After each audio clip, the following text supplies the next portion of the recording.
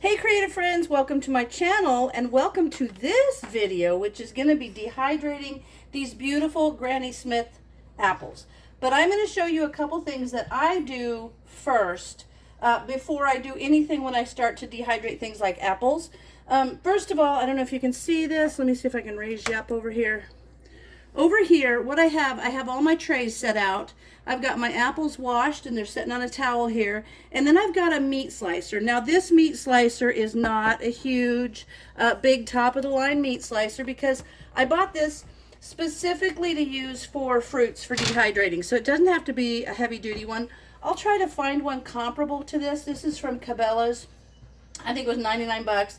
I don't even know if they make it anymore, but I'll try to find one that's comparable and put it down in my Amazon affiliates list so that you can get something similar. You don't have to buy like some big fancy duty, heavy duty meat slicer for when you're just going to do your dehydration. And the reason I love it is because it makes all the slices uniform.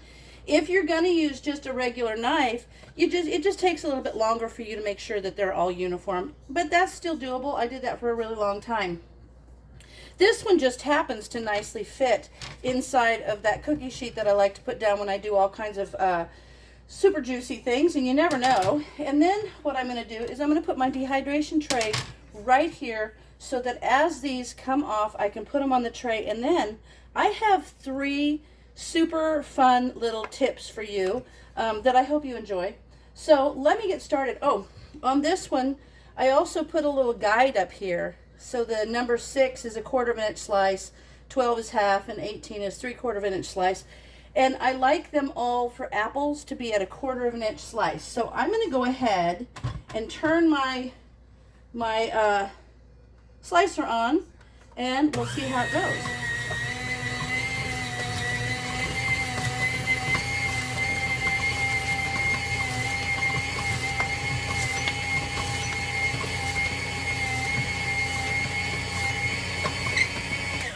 Okay, now there's a couple of slices I'm going to set aside. They'll go in the compost, and that's those very tip slices, although you can dry them and grind them up. This one you can see is so far up that the core really doesn't matter. When you get down to the actual star, you don't have to worry about coring it when it's like that. They turn out just fine. You do have to kind of tap it though and get the little seeds out if there's seeds in that star. And all I do is just kind of tap it, get a little. Sometimes I'll just get a toothpick and pop them out. And they're fine. It's the seeds that make it difficult to eat the core. When you do it this way, there you go. See, that's just fine. Now I'm going to get up here and show you a super slick trick to use when you're doing your apples. So first of all, I'm going to do these apples. Now, you want to make sure that your apples are going to stay really nice. And a lot of the instructions to keep them, to pre-treat them so that they stay nice is to soak them, like to put lemon juice and water in a bowl and dip them in there and then put them here. But I've got a trick for you. I've got Fruit Fresh. You can use lemon juice. You could use vitamin C. A vitamin C tablet crushed up will work also because it's just ascorbic acid. And it will keep your fruit, anything that's light like this, from turning dark.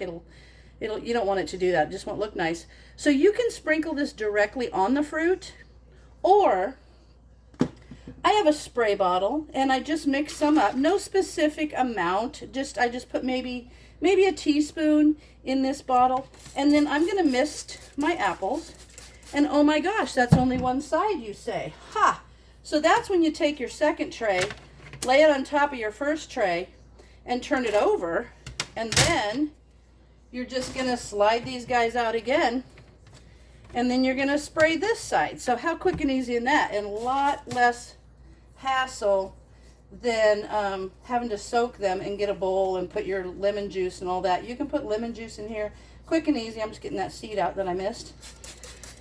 And there you go. Your apples are pre-treated and ready to go in the dehydrator. So what I'm going to do now, I'm going to go ahead and finish them, but there are a couple other fun things I'm going to show that you can do with your dehydrated apples to make them even better. So as soon as I'm done with that, I'll be back. Okay, I am done, and I am taking the little ends of the apples and I'm going to dehydrate them, because what I'm going to do with these is I'm going to grind them into a powder and have like tart apple powder that you can sprinkle on muffins or cookies or any of that stuff. So, or even in maybe, I don't know, you could sprinkle it in some cider. I don't know, it'd be good. Anyway, so I've got those. But now I'm going to show you a super fun trick. I've got 4 trays that I left out here, and I'm going to show you what you can do with them. First of all, this one, what I'm going to do, I've already misted it and flipped it and misted it again. But what I'm going to do with this one, I've got 2 trays I'm going to do this with. I'm going to spray a little extra on here because I'm going to take a little bit of cinnamon sugar, more cinnamon than sugar because you don't want so much sugar. And I am going to cover these with that. Now, a friend of mine just covered hers once with brown sugar, and oh my God, they were like candy. Oh, they were so good. But this one, I'm going to sprinkle this, and as it dehydrates, they're going to be amazing kind of cinnamon apples. So I'm going to do this. I'm going to do 2 trays of cinnamon apples, and 12 apples did about 10 trays in one dehydrator load. So it's about 5 pounds of apples per dehydrator load. So these will be fabulous. So good. Okay, so that looks good on that one. Let me put it away in the old dehydrator. Let's stick that one in the middle. I'll tell you what, it smells good when these things start going. Okay, I'm going to do this one too. And then the next one, super interesting. You can do, the next thing I'm going to show you is really good. Telling you, and you can do it with different things, but let me get this one done and then I'll show you. And I love working over my cookie sheet. I mean, actually I think I started that years ago by accident.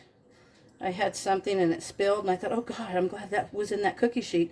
And then I thought, well, that's genius, I'm going to do that all the time. Then I don't have all this stuff on my counter to clean. Okay, so there's those. See how pretty? Okay, let me now get the other 2 that I think you're going to be super intrigued by.